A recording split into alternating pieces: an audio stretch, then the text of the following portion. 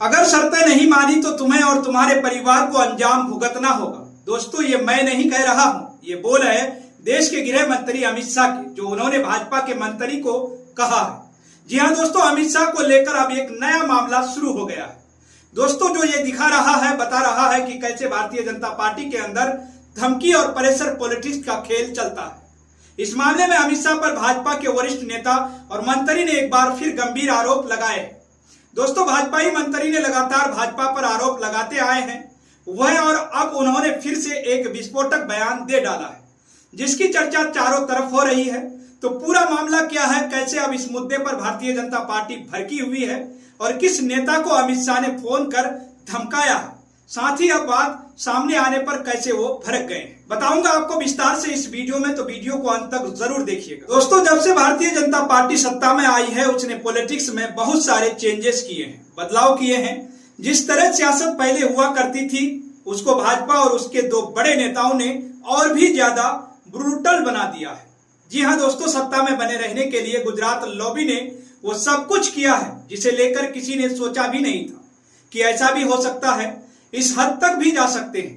आप सभी जानते हैं दोस्तों कि गुजरात लॉबी के दो बड़े चेहरे में अमित शाह और नरेंद्र मोदी हैं, और अब ये बात सामने आ गई है कि ये प्रेशर पॉलिटिक्स करते हैं, नेताओं मंत्रियों पर दबाव बनाते हैं, यहां तक कि धमकियां भी देते हैं। ताजा मामला जो है वह उत्तराखंड से आया है, जो कि उनके ऊपर किए गए सारे दावों की पोल खोलता है। जी हां दोस्तों, हरक सिंह रावत उत्तराखंड की सियासत का एक बड़ा नाम, ये वही हरक सिंह है जिन्होंने 2016 में कांग्रेस के हरीश रावत सरकार को गिराने में अहम भूमिका निभाई। तब हरक सिंह भारतीय जनता पार्टी में शामिल हुए थे और भारतीय जनता पार्टी ने उन्हें मंत्री पद का लालच देकर अपने पाले में खींच लिया था।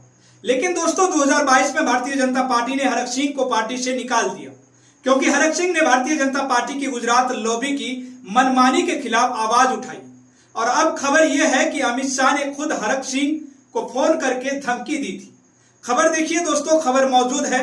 एबीपी ने लिखा है, कांग्रेस में शामिल होने से पहले मिला था बड़ा ऑफर, लेकिन हरक सिंह रावत का चौंकाने वाला दावा, देखा आपने कि हरक सिंह को दोबारा कांग्रेस जाने से पहले बड़ा ऑफर मिला था। लेकिन इस मामले की मेन खबर को हेडलाइन में बताया नहीं गया।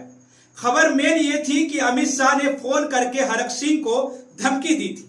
और दोस्तों, इसी खबर के अंदर भी ये बात साफ लिखी है कि हरक सिंह का दावा है कि साल 2022 में भारतीय जनता पार्टी से बाहर होने से पहले अमित शाह ने मुझसे संपर्क किया और मुझे 3 विधानसभा सीटों का प्रस्ताव दिया। उन्होंने कहा कि अगर मैं भारतीय जनता पार्टी में रहता हूं तो मुझे इन सीटों पर टिकट दिया जाएगा, लेकिन इसके साथ ही कहा गया कि अगर मैं इन शर्तों पर सहमत नहीं होता तो मुझे और मेरे परिवार को गंभीर परिणाम भुगतने होंगे।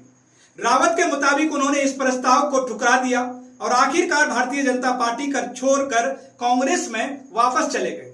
तो दोस्तों, आपको मैं बता दूं कि हरक सिंह रावत 2022 में भारतीय जनता पार्टी से निष्कासित होने के बाद कांग्रेस में शामिल हुए।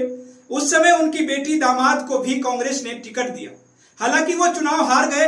रावत ने कहा कि मैंने भारतीय जनता पार्टी में रहते हुए कई मुद्दों पर आवाज उठाई, लेकिन पार्टी ने मेरी बात नहीं सुनी।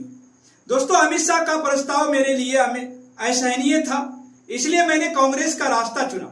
आपको यह भी बता दूं दोस्तों कि हरक सिंह रावत कोई छोटे मोटे नेता नहीं है, बल्कि ये वो शख्स हैं जिन्होंने उत्तराखंड में भारतीय जनता पार्टी को सत्ता दिलाने में बड़ा रोल अदा किया था।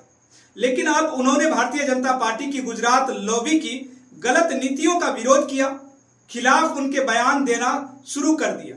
उन्होंने न सिर्फ पार्टी से फिर निकाल दिया गया, बल्कि इस तरह की धमकियां भी दी गई और अब हरक सिंह ने इसका खुलासा किया है। वैसे दोस्तों, ये समझने वाली बात है कि ये जो कुछ भी हुआ वो सियासी रणनीति का हिस्सा था, जिसके तहत गुजरात लॉबी अपनी पार्टी के नेताओं को कंट्रोल करती है। अगर कोई नेता उनकी बात नहीं मानता तो उसका कैरियर खत्म करने के लिए ईडी, सीबीआई जैसी एजेंसियों का भी इस्तेमाल किया जाता है, और हरक सिंह के साथ भी यही हुआ। इस मामले पर भी उन्होंने एक बार ओपन स्टेटमेंट दिया था कि 2024 में उनके ठिकानों पर ईडी ने छापेमारी करी, लेकिन जब चार्जशीट आई तो उसमें हरक सिंह का नाम नहीं था। यानी कि ईडी की कार्रवाई सिर्फ डराने धमकाने का एक हथकंडा था। इसके अलावा हरक सिंह रावत इससे पहले भी दोस्तों भारतीय जनता पार्टी के नेताओं पर कई आरोप लगा चुके हैं। उन्होंने ये दावा किया था कि भारतीय जनता पार्टी ने उत्तराखंड में खनन से प्राप्त धन को गलत तरीके से इस्तेमाल किया और पार्टी के लिए फिक्स डिपॉजिट यानी एफडी बनाए गए। रावत ने कहा कि अगर ईडी निष्पक्ष जांच करेगी तो कई भारतीय जनता पार्टी नेता दोषी पाए जाएंगे। तो भाजपा के लिए अब मुश्किल इसलिए भी अब खड़ी हो गई है क्योंकि सितंबर में दोस्तों उपराष्ट्रपति का चुनाव भी होने वाला है और इस चुनाव में हरक सिंह रावत का एक ऐसा नाम बन सकते हैं जो भारतीय जनता पार्टी की नींद उड़ा दे।